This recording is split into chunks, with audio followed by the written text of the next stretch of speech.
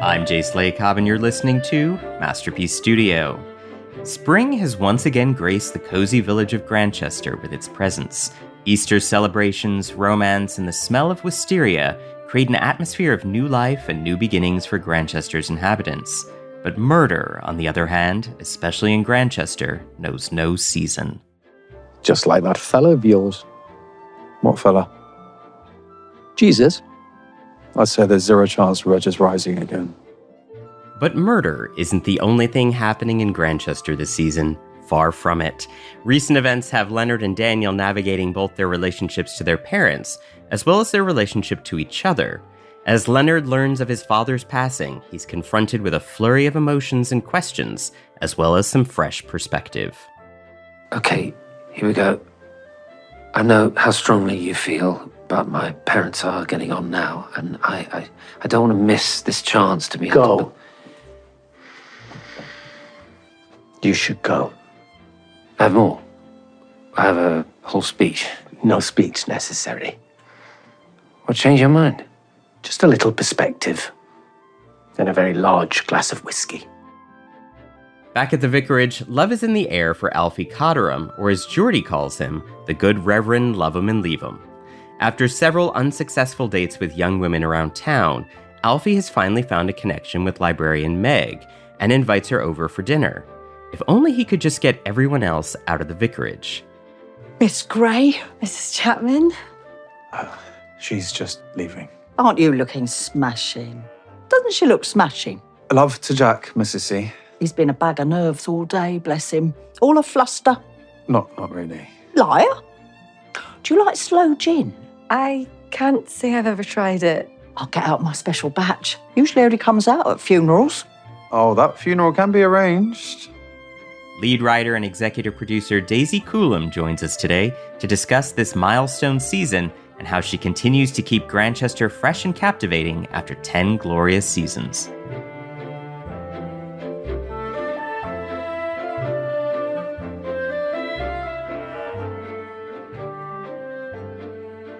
And this week we are joined by Grantchester head writer and executive producer Daisy Coulam. Welcome.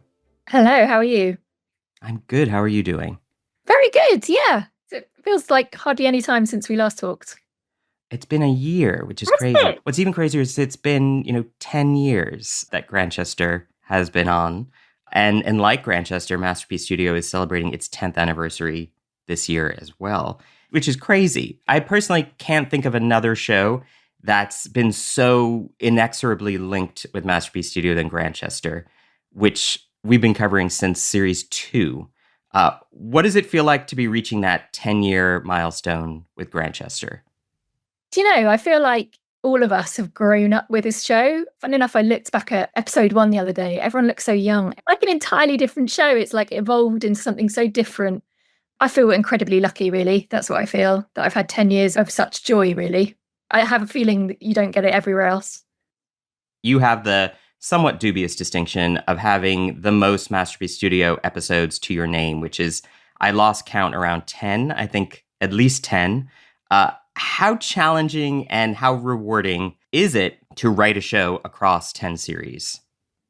It is a privilege, I think. That's what I've realised. I'm starting to sound really emotional now, aren't I? Even though, it's not over yet. I think you get to an age where you look back and think, this doesn't happen every day. This doesn't happen. This kind of luck doesn't happen. And I just think, I don't know, I feel like I've got better as a writer, and that's a really nice thing, to be allowed to get better and not to be like sacked off the first episode, to be here in series 10 and still be finding new things, fun things that I wanted to do that I've never done before on this show.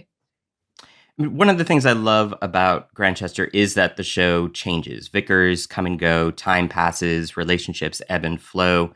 Is there a particular beauty in the fact that this series, which is about murder and morality, but also about found family, has also managed to capture that passage of time in such a real way? Now I'm getting emotional. Daisy. Yeah, it is, isn't it? There's something emotional about it. I think it is, because I think that's sort of like life, isn't it? Really, life moves on and people move on, and Will's gone and Alfie's here. But somehow life, I was about to quote Jurassic Park then, life finds a way. Life moves on and friendships move on. And And people evolve, and that's what I love about this show, is that you get to follow the evolving through series. You know, and there's so many different things going on this series. I don't know. It's great. When I think about it, it's over a quarter of my life that I've been with this show. Did everyone tell you about their tattoos last year? Yes. Yeah, Emma and I got one too. And I think we've persuaded Robson to get one. So I think we've memorialized it quite well. It's on your body. It's in your body and on your body. Yeah, my mum was appalled. That's fine. She's getting over it. I mean, during that quarter of your life, as you put it, you've written other projects like Deadwater Fell, which I adored. But Grantchester has been this unstoppable juggernaut. How has Grantchester changed your life since it first launched? How big of a part of your life has it become beyond just, that tattoo? I think for me, it's given me confidence in my abilities to write. It's basically, I've grown up, I think, with this show. And I feel like now I could go on and do anything else. And yet also so proud of what I've done here. That makes any sense. It does make sense. I mean, the Grantchester of 2025 is very different from the James Runcie novels on which the show is based. Do you ever look back and realize how much ground you've covered in 10 series and how far, or does it feel like it still hews closely to the novel's original DNA, that this is a show about crime and punishment, forgiveness and love? I think the bones of James Runcie, what he wanted to say about hate the sin but love the sinner, and the kind of warmth of his book, I think that sort of DNA is still there. But I think we've gone very far off. I mean, James is still involved in it and he still gives us notes and we still see him occasionally and we still have his blessing, I hope, I think. But it's evolved into its own thing now. It's very much off book. It's a weird thing because I think they sort of create their own stories after a while. You only need like half a day in the room and we've sort of created the next series. It sort of self-perpetuates somehow. Inasmuch as the vicars might change, James Norton to Tom Brittney to Rishi Nair, there are a few constants with Grantchester. One is Robson Green Stewart, and the other, who you mentioned just a few minutes ago, is, of course, executive producer Emma Kingsman Lloyd. How integral has Emma and your friendship with her been to the success of Grantchester? I think Emma and Robson are sort of, I was going to say mummy and daddy, which they would not like, but they're sort of like the linchpins of this, really, in a way, because Emma has such a strong sense. I mean, I'll come up with ideas and she's like, that cannot happen. And she's always right. Sometimes I go a bit too dark or sometimes a bit too silly. And she's like the guiding light. And Robson the warmth comes from him, I think. He sets the tone and everyone who comes onto that set has a good time. And I think between the two of them, they've sort of guided it forward and I've jumped on the back of the hay wagon and kept going with them. So I want to quote something you said back in 2017. We were talking about an episode where Leonard quoted Brecht: "Art is not a mirror with which to reflect reality, but a hammer with which to shape it." And I asked you if Grantchester was mirror or hammer, and your response was, quote, "I would say both. I doubt there's many people who are going to have their lives shaped by watching Grantchester." Do you still feel that way? I think it's touched a lot of people over a decade now. Do you know, I remember you asking that question because I was like, I put it in the script, but I have no idea what it means. What did I mean by that? I do think Grantchester touches people. The people who love it really love it. I met a guy who sat in the church and he said he'd come to England because he'd watched Grantchester and he found Leonard's story really profound about acceptance and homosexuality. And I think you suddenly go, okay, it does. We had a lovely letter and photo from somebody whose mother was born with a limb difference like Miss Scott and said that he'd never seen it on television, that somebody representing somebody like his mother who was very kind of shy about how she looked. And I just think little things you don't realise do affect people. And I think it's always lovely when we get those letters. You're like, oh my God, yeah. Yeah, of course. People relate to that. Mirror and hammer. Mirror and hammer, do you think? I mean, mirror in that you're capturing a specific, portrait of Britain at a very specific time. But hammer, you are making those differences. You are shaping reality for people to see themselves in this story, to see a piece of themselves that maybe they haven't seen on screen before. Yeah. And to sort of push our compassion for our fellow man, neighbors and our fellow man. Yeah. And I think somebody like Leonard is always a good example of that, who I think some people still, homosexuality is still a thing that they find difficult. And somehow through Leonard, you can explore that in a way that isn't too, I don't know. He's such a warm character that you feel very protective of him. So it's that kind of thing I think we can explore. Yeah, no, hammer and mirror. Hammer and mirror, hammer and mirror. After 10 series, it can be hard to keep things as a writer feeling fresh, but Series 10 is one of my favorite Grantchester series to date. Each episode, I think, accomplishes something different, either in terms of story or tone. Episode 1 feels Hitchcockian with its mistaken identity plot. Episode 2 grapples with identity politics. Episode 3 strays into French farce territory. Were you conscious of these tonal or even genre shifts? Were you looking to challenge yourself as a writer with this series? I think we always are. And I think we had some restraints. Sometimes restraints are good. And we had a lot of episodes where we were like, right, we need to think a little bit. Actually, I was going to say outside the box, but mainly inside the box. We've got to keep this quite a small, tight story so we can schedule it. Like episode 3 and episode 5, both came from that, from restraints, really. I had to play it in the Vicarage, episode 3, for example. But actually, that sort of lent into what I'd always wanted to do, which was a Frasier episode. As a huge fan of Frasier, I said to Emma ages ago, is there a way we can do Frasier? And this felt like the perfect opportunity, which was in a vicarage with some strippers and some vicars. You know, it kind of worked really well. I think we try and challenge ourselves each time to really, it's a balancing act, but try and make that crime story sort of knotty as possible and interesting. And yeah. Alfie's tenure at the Vicarage has sort of shaken up those comfortable dynamics of the show, which is exactly what you need for a long-running series. How has the show changed with Richie Nair's Alfie in The Dog Collar? What's great is, because every time you think, oh God, if this doesn't work, we won't have a series, Rishi and Robson get on brilliantly. What I love about his character is that he carries things so lightly. You know he's got a past, you know something big's kind of coming in this series, but he carries it with such warmth and compassion and humour. I think that gives you further to go. Halfway through this series, we were like, oh no, let's save that till the next series. You know, you can do much more with him kind of just being himself and lovely and getting on with Robson. It sort of invigorated the show, really, I think. And that's no disrespect to anyone else. It's just a different character comes in, different energy. Yeah, I feel like we could keep going for another 20 years, maybe. Before this next question, a brief word from our sponsors.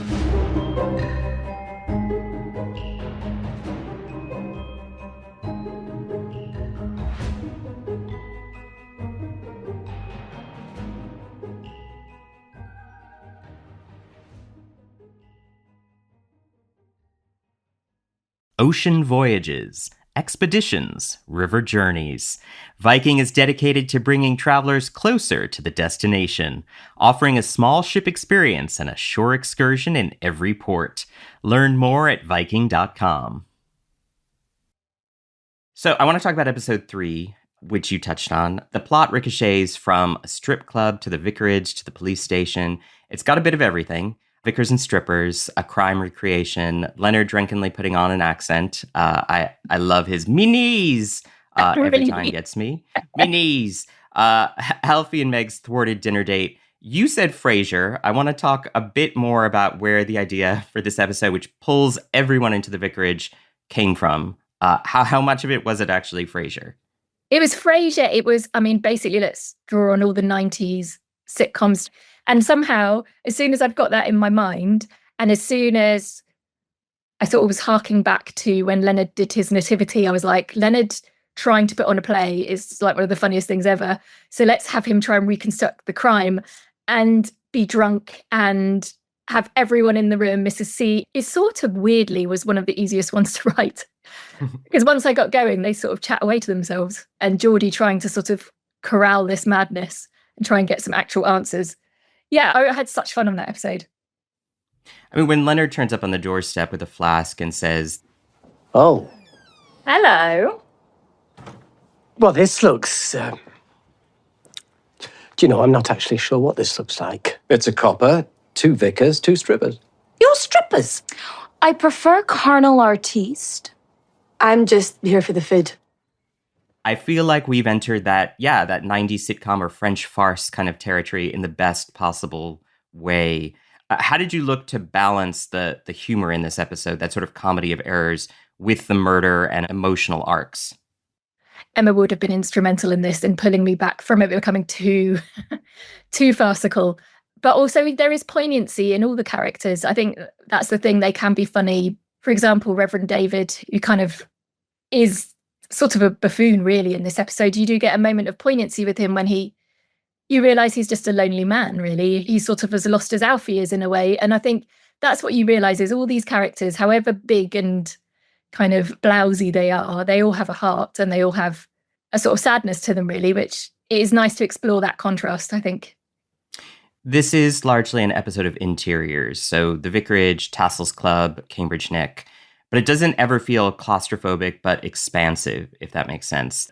The recreation at the Vicarage of the murder of Madam was sheer genius, I thought. How do you see this episode using its interiors for dramatic effect? So Rob Evans, the director who's done a million episodes of this show, he knows those sets inside out, and he made that space look so big and expansive. I think, like the Vicarage, he kept the doors open, they lit it differently so that the lighting was warmer, and you kind of had shadows, and you can see all the way through to the kitchen at one point, and there are people in the background and sound and stuff. I think we had limited space, but we didn't have limited imagination. I think that was the key. And Rob's always great at getting those big moments in tiny, tiny rooms. I mean, think of all the interview room scenes we've done, but yeah, it was a challenge, but also really fun. I love the relationship that is unfolding between Alfie and Mrs. C, who dotes on him in a way that she never quite did with Will or Sydney. She has such lofty expectations of this date with Meg, the coq au vin, the flowers, the napkins folded into swans. What do you make of Alfie and Mrs. C's dynamic? That's lovely. And that sort of almost came from Tessa and Rishi on set, really. It was their dynamic is very warm. They're very huggy, warm people. And when you see them together, you're like, oh, I want more hugging like that. She's very motherly to him in the show. And it's one of those, again, I'm going to use the word organic, but it sort of organically came about, that connection. And we kind of kept using it. And I think it really, I don't know, the Vicarage feels warmer because of those two being in it, I think. Yeah, they're just lovely together. Meg and Alfie have this playful banter that I love, and which speaks to their sort of shared background in letters as a librarian and a vicar. This does enough to be the end. What exactly did you have in mind? Come over for dinner. I'll cook. A date? Let's call it an apology. Oh, I'll be calling it Great Expectations. Don't let me down again, Mr. Cotteram. Where did the notion of Meg come from, particularly the reveal that she's also the daughter of the bishop, and therefore perhaps maybe not so ideal for Alfie?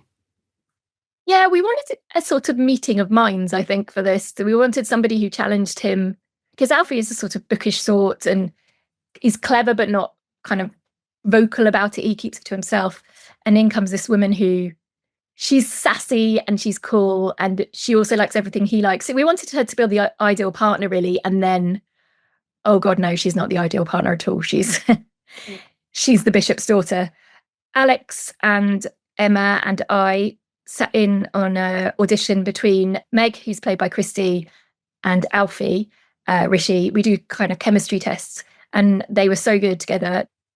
And they were sparky together, and in real life they get on really well. Again, I think sometimes it is about two people meeting and actually liking each other. It does come across on screen. But yeah, it was really nice to do a bit of love interest with Alfie, who we haven't really necessarily explored that side of.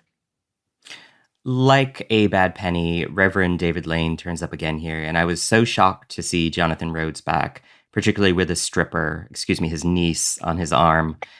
What made you want to bring back David for a return? Was it less a bit of vital clerical importance than it was a sense of closure for Alfie? We often do this on this show. We'll see, I mean, he had, I think, 3 episodes last series, and some actors just come on and totally own the screen, and we just knew we had to bring him back. It's the same with like Ollie, who plays Daniel. He was a sort of suspect in series 2 or something. And we were just like, we love him. How can we make him come back? Let's get him together with Leonard. You often take inspiration from what the actors bring to it, and then they kind of fold back into the show. I love Alfie's conversation with David because it refocuses what they have in common, their vocation as priests. It's the life we chose, I suppose. Or that chose us. It chose us, didn't it? Rather lovely when you think about it like that. How does this moment reshape Alfie's view of David, and does it reaffirm his belief in loving thy neighbor? Yeah, I think so. I think it's in that moment he realizes, that he may be an idiot, this man, but he has a good heart. And like all of us, you never know what struggle somebody else is going through. You've got to show compassion, and that's kind of his role, really, is to see the good in people and to care for them. And I really liked that moment. It's funny, it almost got cut. And then we were like, no, we've got to keep it in because it says something bigger, I think, than just that he was a silly man. It says he's a troubled man as well, and aren't we all? And I think, too, it's important that that conversation comes after Alfie's identity as sort of this quintessentially English vicar was questioned in episode 2 in the bright saris exchange he has with the Anglo-Indian professor. And then he makes samosas, or as he calls it, an identity crisis on a plate. And I think it does reconnect him to that they have been chosen by this thing, that he does belong in a way that maybe he's searching for. Yeah, that he is part of the church and he is one with God, I suppose. And that episode is great, episode 2, where Alfie is questioned by the professor about do you really think this policeman likes you? Or was he just using you? And it really throws his whole identity into question. Geordie catches his son David trying on a dress, and later it becomes clear that David is deeply afraid of his father. Does David's reaction have Geordie questioning his role as a father and a role model for his son? Yeah, we wanted to do a story about parenthood not always being easy and not always connecting with your children. And those moments when you think, how could I have played that differently? Again, it's sort of about how you connect to your child and how you find that common ground. It goes in a slightly unexpected way, I think, that story, in quite a lovely way. Leonard's drinking comes into focus in this episode with several characters, including Alfie, Sylvia, and even Dickens, beginning to see just how much he's drinking. I love him passed out on the couch, and Dickens is just sort of sadly staring at him. Meg finds it sort of endearing that he drunkenly creates a poem for her about cheese, but Alfie is instinctively troubled. Should we expect a dark time ahead for Leonard? A complex time, I would say. A complex time. We like to test Leonard because firstly, Al is such a brilliant actor and you can take him to anywhere you want to.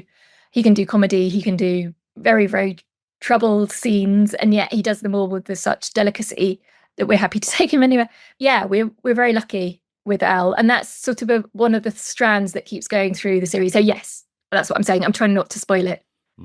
Let's just say there are some interventions ahead.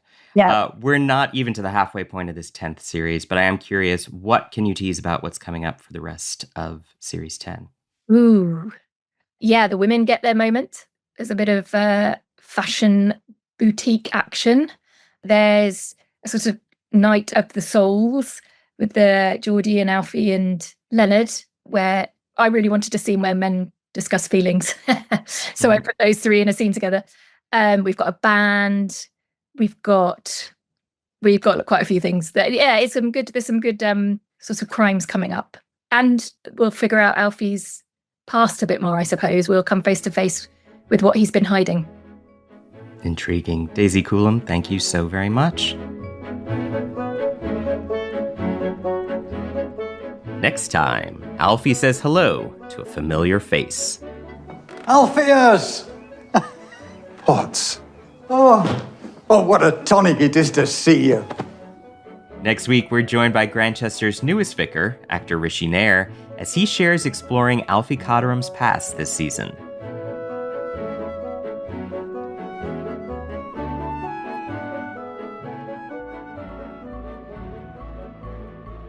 Masterpiece Studio is hosted by me, Jay Slay Cobb, produced by Jack Pombriant, and edited by Robin Bissett. Elishaba Etup is our sound designer. The executive producer for Masterpiece is Suzanne Simpson.